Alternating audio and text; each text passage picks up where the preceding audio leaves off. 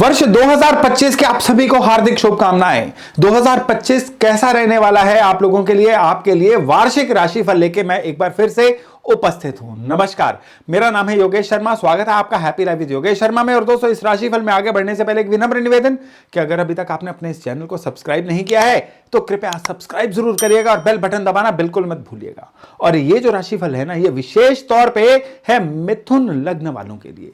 ये मिथुन चंद्र राशि पे नहीं है, ये मिथुन सनसाइन पे नहीं है और ना ही ये आपकी नाम राशि पे है। ये केवल और केवल आपकी लग्न राशि पे है। और अगर आपको अपनी लग्न राशि, चंद्र राशि, इनके बीच में डिफरेंस नहीं पता है ना, तो नीचे डिस्क्रिप्शन में एक लिंक है, मेरा वो वीडियो देख लीजिएगा। उसके बाद बड़ी आसानी से आपको पता चल जाएगा कि आपकी लग्न राशि कौन सी है, आपकी चंद्र राशि कौन सी है, और इवन आपके परिवार वालों की भी जो लग्न राशियां हैं वो कौन सी हैं। तो इस वर्ष फल को हम आगे बढ़ाते हैं। मिथुन लग्न। इससे पहले हम ये जाने कि 2025 में सितारे आपके लिए क्या कह रहे हैं, एक बार आप अपना स्वॉट एनालिसिस कर लीजिए। यानी आपकी स्ट्रेंथ क्या है, क्या कमजोरियां हैं आपके, और इस साल में आपके लिए कौन कौन सी अपॉर्चुनिटीज आने वाली हैं। आपकी सबसे बड़ी स्ट्रेंथ जो है ना, वो है आपकी कम्युनिकेशन स्किल्स। कमाल, कैसे लोगों के साथ अपने रिलेशंस को डेवलप करना है, आपसे बेहतर किसी को नहीं पता है। आपका अपनी वाणी पे, अपने शब्दों पे बड़ा अच्छा कंट्रोल रहता है। आपका एक बहुत बड़ा गुण है अपने परिवार के प्रति, आप हमेशा बड़े सिंसियर, बड़े इमोशनली जुड़े होते हैं। और यही इमोशंस अगर बैकफायर कर जाए ना, तो इसी इमोशंस की वजह से परिवार से संबंध टूटते हुए भी समय नहीं लगता। यानी परिवार के मामलों में हमेशा आपकी इमोशंस ही आपके काम आती हैं। और मोर और लेस यही चीज जो है, आपके जो भी निवेश रहते हैं, मनी मैटर्स रहते हैं ना, उसमें भी आप फैक्ट्स एंड फिगर्स की जगह पे इमोशंस को ज्यादा प्रेफरेंस देते हैं। ये ओवरऑल आपकी नेचर है। अभ्यास करके इस नेचर को चेंज किया जा सकता है, लेकिन जो डिफॉल्ट सेटिंग कुदरत की तरफ से दी जाती है ना, वो आपके लिए यही रहेंगी। इवन काम कारोबार के सिलसिले में भी ना, वो काम आपको हमेशा सूट करेगा जो काम आपके लिए कहीं दूर जाके आइसोलेशन में करने वाला काम हो। मतलब आप कह लीजिए कि अगर आपको मैं कहूं टीम वर्कर हैं, वो नहीं है, आप लीडर फ्रॉम द फ्रंट हैं। यानी आप खुद सारे काम करना पसंद करेंगे। आप तब अपना बेस्ट दे पाएंगे अगर आपको अकेला छोड़ दिया जाए, आपको अथॉरिटी दे दी जाए। जितना आपको कमांड किया जाएगा, उतना आपके काम की जो क्वालिटी है वो कम होती चली जाएगी। एक आपके पूरे जीवन की स्टोरी है कि आपकी इनकम जो है ना, हमेशा फ्लक्चुएट होती चली जाएगी। और यह भी एक फैक्ट है कि आपके परिवार का कोई ना कोई एक मेंबर जो है घर से दूर जाके कहीं सेटल हुआ होता है, ज्यादातर विदेशों में भी सेटल हुआ होता है। आपका एक अपने पेरेंट्स के प्रति कर्जा होता है, जिसको चुकाने के लिए आप इस धरती पे, इस जीवन में आते हैं। और जब तक आपको वो स्टोरी पता नहीं चलती है कि कौन सा कर्जा आपका पेंडिंग कर्मा आपके एंसेस्टर से जुड़ा हुआ है, तब तक आपके जीवन में कोई ना कोई तकलीफ जो है किसी ना किसी रूप में विद्यमान रहती है। तो ये बेसिक नेचर है मिथुन लग्न वालों की। तो चलिए अब बात करते हैं कि 2025 जो है ये आपके लिए कैसा रहने वाला है। अगर इसकी शुरुआत हम धन धान्य से करें ना, तो इस साल की जो शुरुआत है ना, ये खर्चों की प्लानिंग के साथ होगी। साल की शुरुआत में ही आप निवेश कहां पे करें, जो पुरानी इन्वेस्टमेंट्स हैं उनका क्या करें, ये चीज आपके लिए एक प्रेशर पॉइंट बन सकती है।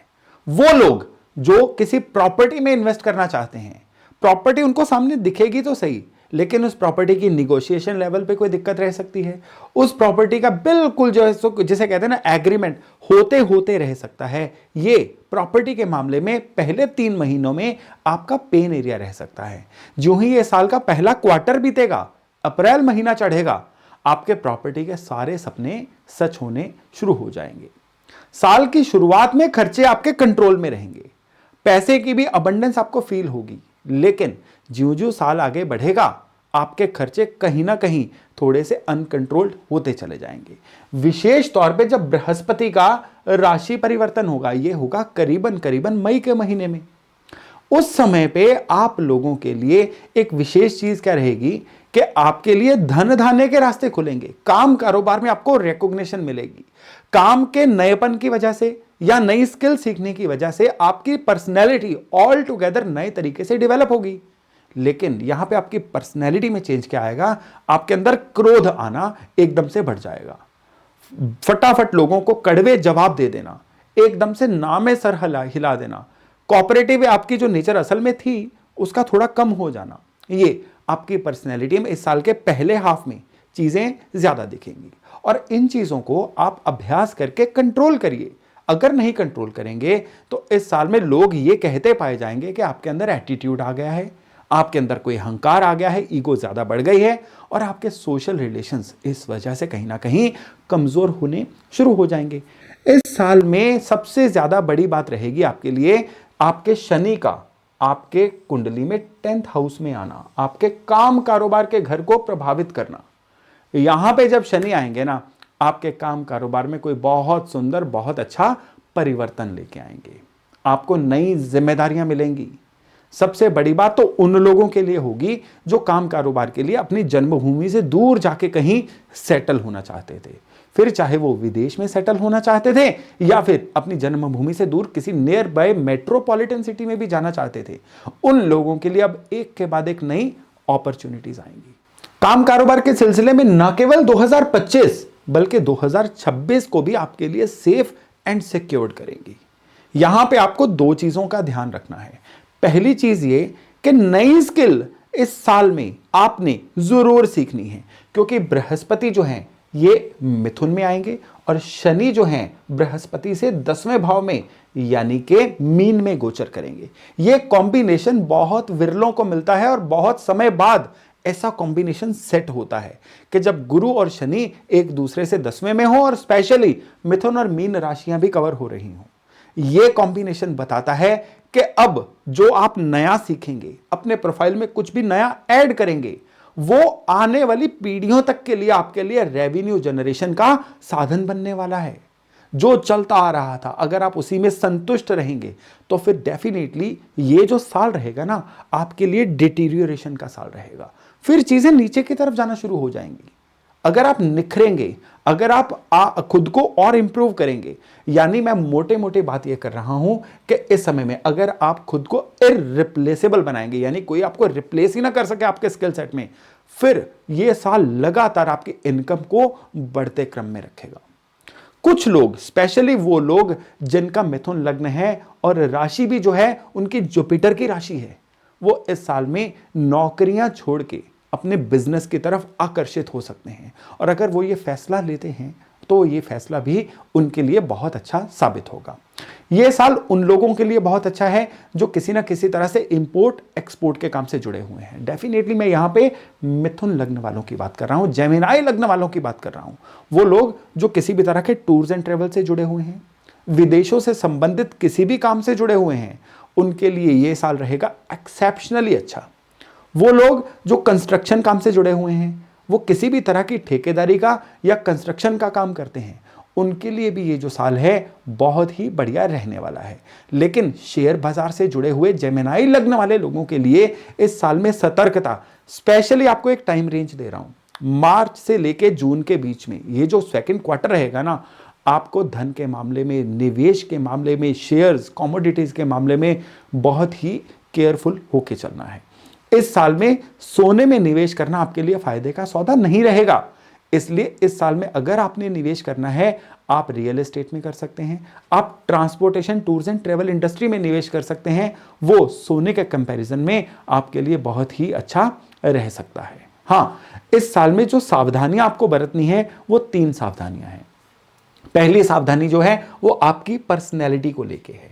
पर्सनैलिटी को लेके सावधानी कैसी है कि 3 चीजें आपकी पर्सनैलिटी में भी दिखेंगी।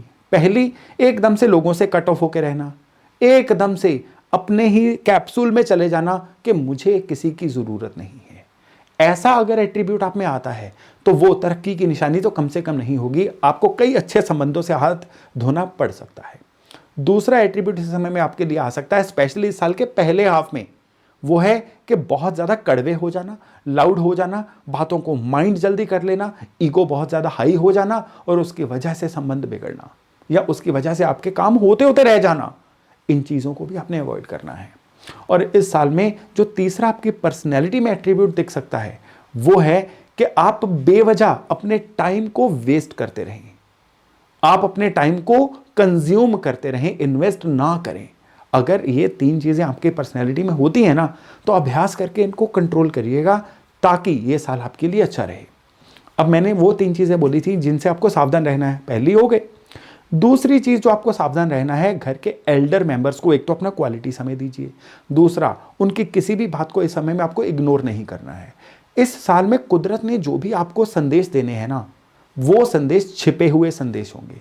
वो संदेश आपको एल्डर से, घर के सीनियर मेंबर से बातचीत करने के दौरान प्राप्त होंगे, और उनकी सेवा करने से जो आपका ऑरा बनना है ना, वो इस साल में आपको एक्स्ट्रा ऑर्डिनरी सक्सेस भी दिलाएगा।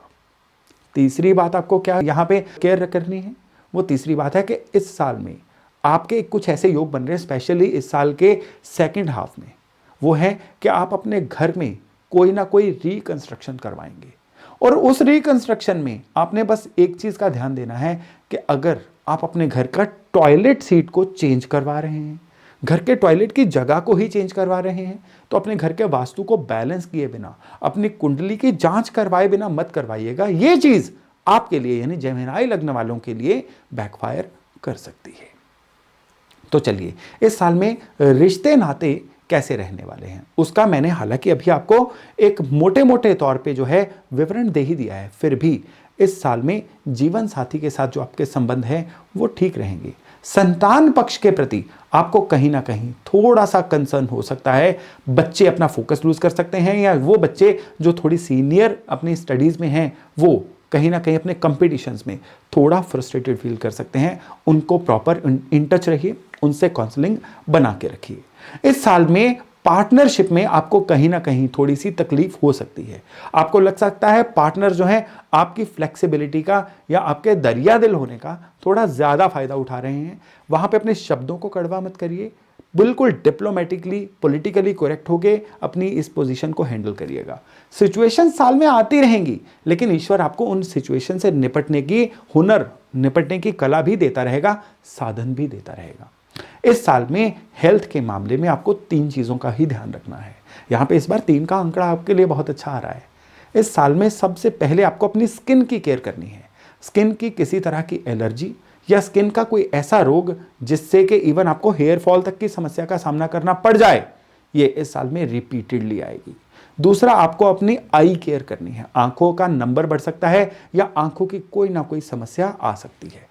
और तीसरी समस्या आपको आ सकती है इस साल में दांतों की समस्या। दांतों में किसी ना किसी तरह का ऐसा पेन एरिया जो आपके लिए किसी प्रोसीजर तक को इनवाइट कर दे, इस साल में आपको परेशान कर सकता है। तो इस साल में उपाय कौन कौन से किए जाएं जिससे कि 2025 पूरी तरह से आपके लिए फेवरेबल रहे। पहले तो इस साल में 21 ट्यूसडेज बेसन की बर्फी लीजिए, भगवान हनुमान जी के मंदिर जाइए, उनको प्रसाद चढ़ाइए, और फिर बचा हुआ जो प्रसाद है बेसन की बर्फी का, वो लोगों में वहीं पे बांट के आ जाइए। इसको 21 मंगलवार, पहले 21 मंगलवार इस साल के करिएगा। यह उपाय आपके लिए एक वेरी मस्ट उपाय है। दूसरा उपाय जो आपने करना है वो है प्लांटेशन। इस साल में 12 महीने हैं जो हर साल में होते हैं, हर महीने में एक बार आपको मैं वनस्पतियां बता रहा हूं, ये बारी बारी से प्लांट करते जाइए। इस साल में शुरुआत आपने करनी है नीम के पौधे से, उसके बाद आपने आंवले का पौधा लगाना है, उसके बाद आपने तुलसी का पौधा लगाना है, वो चाहे घर पे भी लगा सकते हैं। चौथे नंबर पे आपने पीपल का पौधा लगाना है, और 5वें नंबर पे आपने आम का पौधा लगाना है। ये 5 पौधे इस साल में 12 महीनों में कोई 5 महीने चूज कर लीजिए, जमीन में लगाइए, लेकिन तुलसी आप गमलों में भी लगा सकते हैं। ये इस साल का आपका बड़ा जबरदस्त उपाय है, और कोशिश करिएगा कि जहां पे भी ये पौधे लगाएं आपकी प्रॉक्सिमिटी में हो, ताकि आप ये केयर कर सकें कि वो पौधे चल रहे हैं, वो पौधे बढ़ रहे हैं। जितना वो पौधे अपनी जड़ें पकड़ेंगे, 2025 आपके लिए फेवर्स देनी शुरू करता जाएगा। और तीसरा एक सरल उपाय है आपके लिए, वो उपाय है कि 11 हनुमान चालीसा पढ़ने के बाद घर के मंदिर में रखी हुई मौली जो है अपनी राइट कलाई में बांध के रखिए। पहले ही आप मौली का जो गोला है बड़े वाला ले लीजिएगा, क्योंकि एक ही बार में वो अभिमंत्रित करना है 11 हनुमान चालीसा पढ़ने के बाद। उसके बाद जब भी वो मौली कटफट जाए, उसको उसी गोले में से दोबारा उस मौली को बांध लीजिएगा। ये जो उपाय है ना, ये 2025 की यात्रा को आपके लिए बड़ा ही सुगम बनाने जा रहे हैं। बस एक बात याद रखिएगा कि इस साल में आपका जो मेजर प्लैनेटरी परिवर्तन है ना, 29 मार्च से लेके 30 मई के बीच में रहेगा। इसके बीच में आपके मंगल अपना राशि परिवर्तन करेंगे, शनि राशि परिवर्तन करेंगे, राहु भी राशि परिवर्तन करेंगे, केतु भी राशि परिवर्तन करेंगे और गुरु भी राशि परिवर्तन करेंगे। 9 ग्रहों में से 5 हैवी वेट जो है ना इस दौरान अपना राशि परिवर्तन करने वाले हैं। और परिवर्तन जो है ना हमेशा कोई नॉइस लेके आते हैं, थोड़ी बहुत डिस्टर्बेंस लेके आते हैं। तो आपने अप्रैल और मई ये पूरा महीना जो है ईश्वर का स्मरण करना है, पेशेंस रखनी है, अपने जो भी रिएक्शंस हैं उनको रिस्पॉन्स में बदलना है। Don't react, only respond. इसको लिख के रख लीजिएगा, बड़े काम की बात है आपके लिए। इसको आप जितना अप्लाई कर लेंगे ना 2025 आपके लिए उतना ही आते आते बेहतर होता चला जाएगा। और फिर जब दिसंबर का महीना आएगा ना आप विजेता कहलाएंगे। तो चलिए, आपके लिए 2025 का राशिफल यहीं तक था। मैं आशा करता हूं आप इस राशिफल से लाभ लेके जहां जहां आपको एडजस्ट करने की जरूरत है एडजस्ट करेंगे, जहां जहां पे आपको सही पत्ते खेलने की जरूरत है आप खेल पाएंगे। तो इन इंस्ट्रक्शंस को फॉलो करिए और फिर देखिएगा 2025 आपके लिए कितना बेहतर रहता है। तो एक बार फिर से 2025 की हार्दिक शुभकामनाएं। तो बहुत जल्द मिलते हैं नए टॉपिक नए विषय के साथ। अपना खूब ध्यान रखिएगा। नमस्ते।